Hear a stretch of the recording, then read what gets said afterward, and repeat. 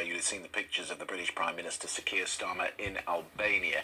He said today that Putin is playing with the Allies and must be forced to the table. Have a listen. Putin must come to the table for that unconditional ceasefire and to issue, as we did last weekend, that ultimatum. Now, having issued that ultimatum, we must be prepared to follow through. Because if Russia won't come to the negotiating table, Putin must pay the price. And I think yesterday, as already been mentioned, was further evidence that Putin is not serious about peace.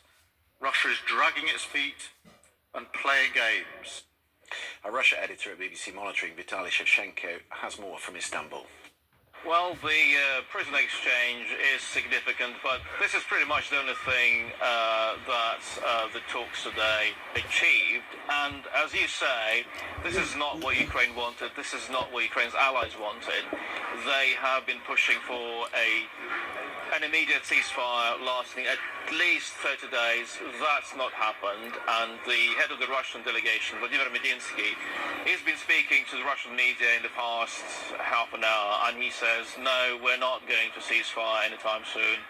And he gave a quote from Napoleon, who said apparently that you can fight and talk at the same time. So this is the kind of attitude the Russians are taking as the fighting goes on.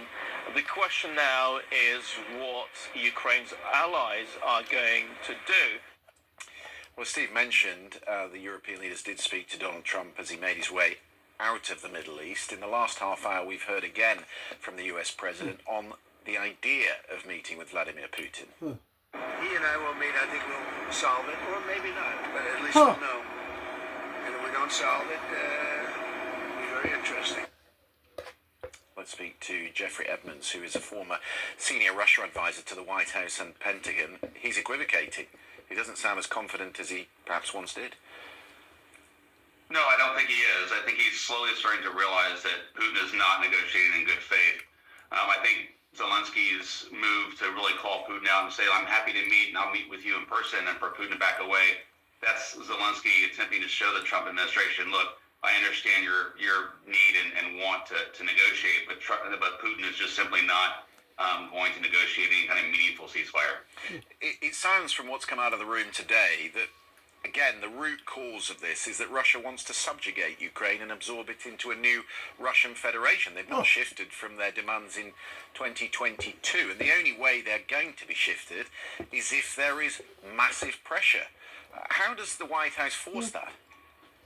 Well, I think what the White House should be doing is continuing to supply Ukraine and helping Ukraine defend itself against Russia. Because you're right in the sense that Putin hasn't changed his strategic goals of at least having a neutral Ukraine, having a demilitarized Ukraine, and getting rid of Zelensky, among other things. And I don't think that's going to happen until he's pressured to do so. But one thing I would note, though, I think there's an assumption out there that if the United States pulls out, Ukrainians are just left without anything, and that's simply not true. They have the ability to resist for at least the next year, if not several years ahead. You're right, though. It requires a commitment on all sides, from the Europeans and perhaps from the United States. But when you listen to what came out from Vladimir Medinsky, this chief negotiator today, according to Russian TV, he spoke about the Swedish war in the 18th century that lasted 21 years. We don't want war, but we're ready to fight for a year, 2, 3, however long it takes. We fought Sweden for 21 years.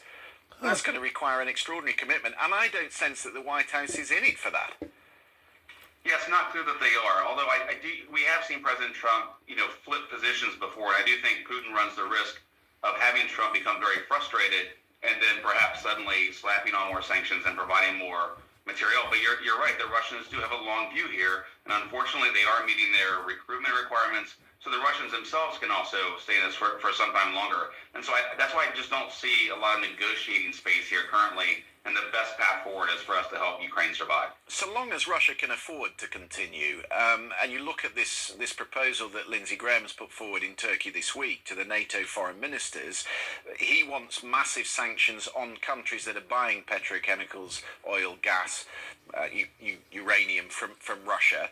The only difficulty with that is you'd be slapping tariffs back on China and on India.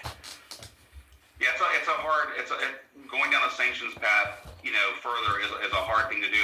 But we've shown that there are clever ways that you can get around hurting countries that you're not really intending to sanction.